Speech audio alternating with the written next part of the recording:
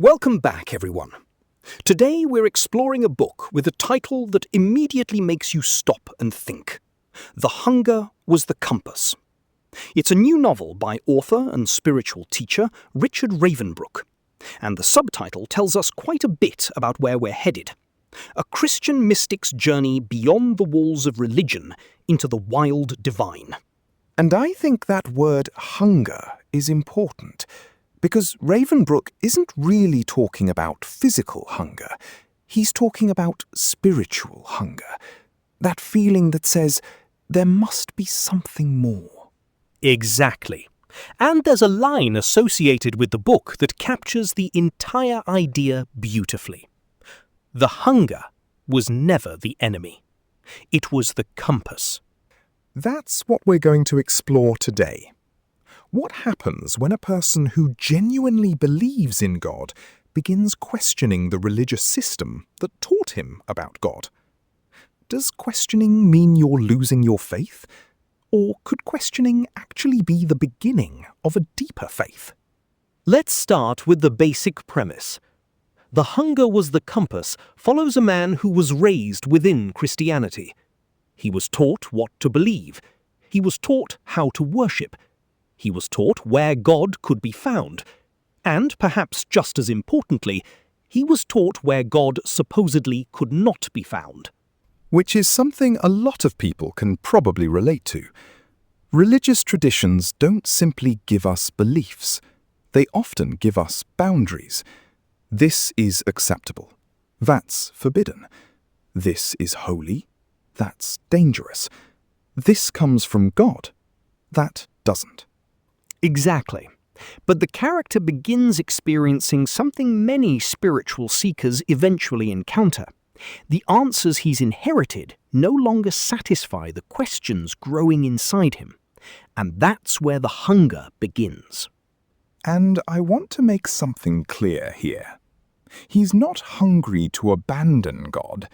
He's hungry to know God more deeply. That's a very different thing. And that's probably one of the most interesting aspects of the book, because the journey isn't really from belief to unbelief. It's a journey from inherited belief toward experienced spirituality. There's a fascinating question underneath this story. Why are people sometimes frightened by spiritual questions? Because questions can disrupt certainty. If you've spent your entire life believing that you already possess all the answers, asking a serious question can feel threatening. Especially when that question becomes, what if something I was taught isn't completely true? Right. And Ravenbrook seems to be making an important distinction throughout his broader work. There is a difference between questioning God and questioning what human beings have told us about God. That's huge, because human beings interpret Scripture. Human beings build churches. Human beings create denominations. Human beings establish religious traditions. And human beings can make mistakes. Exactly. So questioning a human interpretation doesn't automatically mean rejecting the divine. It might simply mean that you're searching for truth. And that brings us to the phrase Christian mystic. Some listeners may wonder what that actually means. Mysticism is essentially concerned with experiencing the divine personally, rather than only understanding God intellectually. The mystic doesn't simply want someone to describe the sacred. The mystic wants to encounter it. And Christian mysticism isn't some modern invention. Christian history contains contemplatives, visionaries, monastics, healers, and others who sought direct experiences of the divine. And in The Hunger Was the Compass, that search begins taking the character outside familiar religious boundaries. Nature becomes important. Silence becomes important. Mystery becomes important. Personal experience becomes important. There's almost this realization. Wait a minute. Maybe God isn't confined to the places I've been told are sacred. Maybe the forest can become a cathedral. Maybe sitting beside a river can become prayer. Maybe watching the sunrise can become worship. And maybe experiencing wonder can itself become a spiritual practice. Now we have to address the elephant in the room, because Richard Ravenbrook doesn't stop at Christian mysticism. His work also explores Christian witchcraft and magic. And that's where some readers are going to become uncomfortable. Absolutely. But maybe being uncomfortable isn't always a bad thing. Sometimes discomfort forces us to examine why we believe what we believe. Ravenbrook's approach repeatedly challenges the assumption that the word witch automatically means evil. Instead, he asks readers to examine ideas like wisdom, nature, intention, ritual, personal spiritual practice, healing, and our relationship with the divine. And that's an important distinction. We're not talking about abandoning ethics. Quite the opposite. Ethics become essential. Intent matters. Responsibility matters. Compassion matters. Discernment matters. Which creates another fascinating question. Can a person explore mystical or magical practices while maintaining a relationship with Christ? Ravenbrook's answer is essentially, don't begin with fear. Begin with examination. Study. Question. Discern. And decide whether something brings you closer to love, wisdom, compassion, truth, and the divine. There's another phrase from the book's subtitle that I really like, the wild divine. I do too, because it suggests something enormous, a God who cannot be contained. Exactly. Human beings love categories. We build theological boxes. We create definitions. We develop doctrines. Then sometimes we begin acting as though the infinite creator of existence must remain inside those definitions.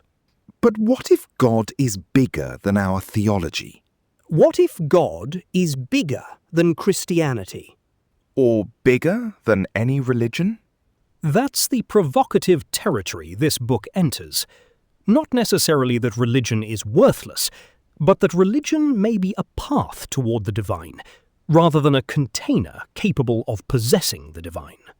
That's an important distinction, and it fits with much of Ravenbrook's philosophy. The idea that truth should ultimately move us toward unity rather than division. And the hunger was the compass doesn't exist in isolation. Richard Ravenbrook has built a fairly substantial body of work around these ideas. Yes. His writing has explored Christian witchcraft, mysticism, spiritual independence, religious trauma, personal transformation, unity, world peace, and the relationship between institutional religion and personal spirituality. And his books have also begun receiving recognition. Several of Ravenbrook's works have received literary and independent publishing honours, including recognition through the Bookie Awards. One particularly fitting example is The Ravenbrook Flame, which received recognition as Most Uplifting Book. And that makes sense when you look at the larger philosophy behind Ravenbrook's writing. Again and again, the emphasis comes back to transformation, spiritual freedom, personal responsibility, compassion, and unity.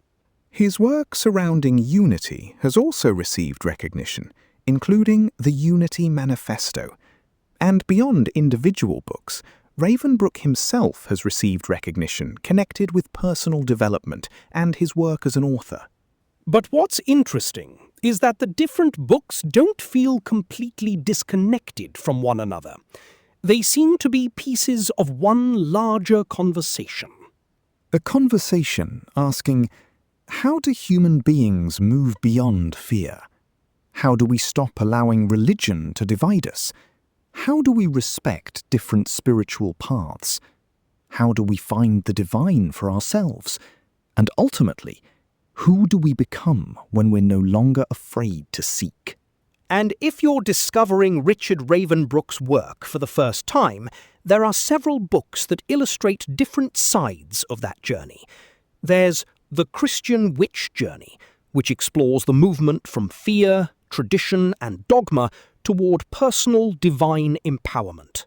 Then there's The Christian Witch's Path, Top Questions Answered, which takes a more practical approach to questions surrounding faith, mysticism, and ethical witchcraft.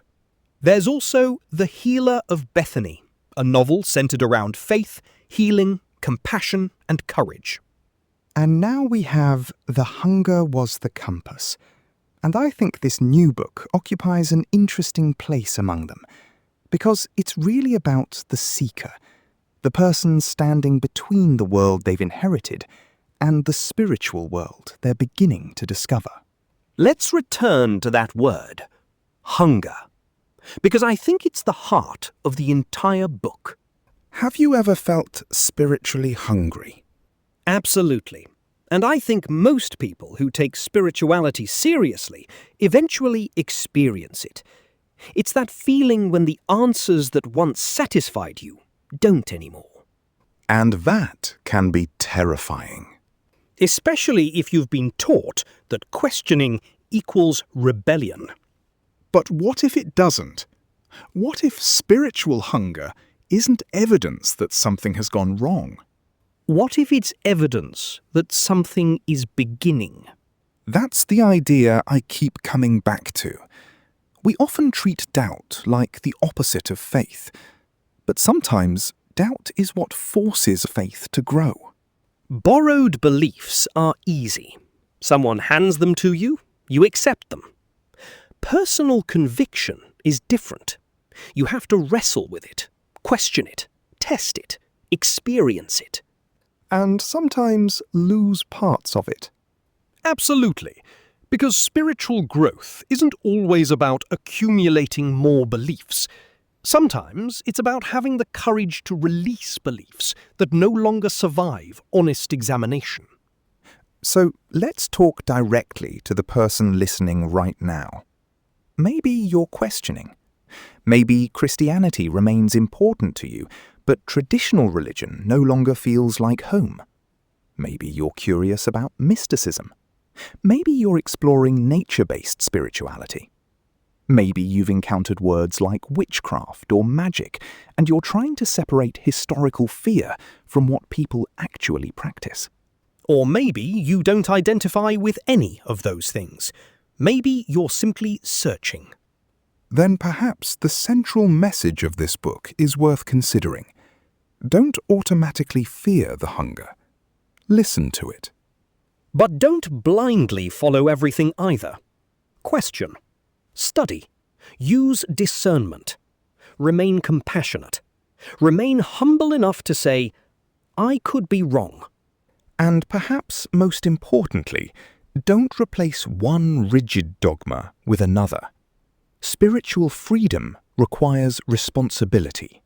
If we strip away all the labels, Christianity, witchcraft, mysticism, religion, what is The Hunger Was the Compass really about? I think it's about permission. Interesting. Explain that. Permission to ask. Permission to wonder. Permission to explore. Permission to admit you don't know. Permission to seek God outside the boundaries other people established for you. And ultimately, permission to discover who you are spiritually. I'd add one more. Permission to change. Yes, because the person who begins a spiritual journey shouldn't necessarily be the same person who reaches the next stage of it. Otherwise, what was the journey for? Richard Ravenbrook's newest book is The Hunger Was the Compass, a Christian mystic's journey beyond the walls of religion into the wild divine.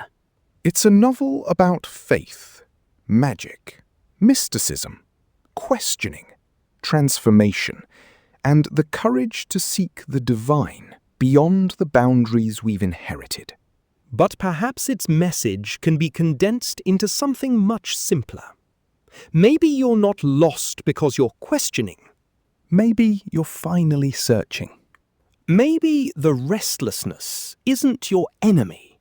Maybe the questions aren't your enemy. Maybe the longing isn't your enemy.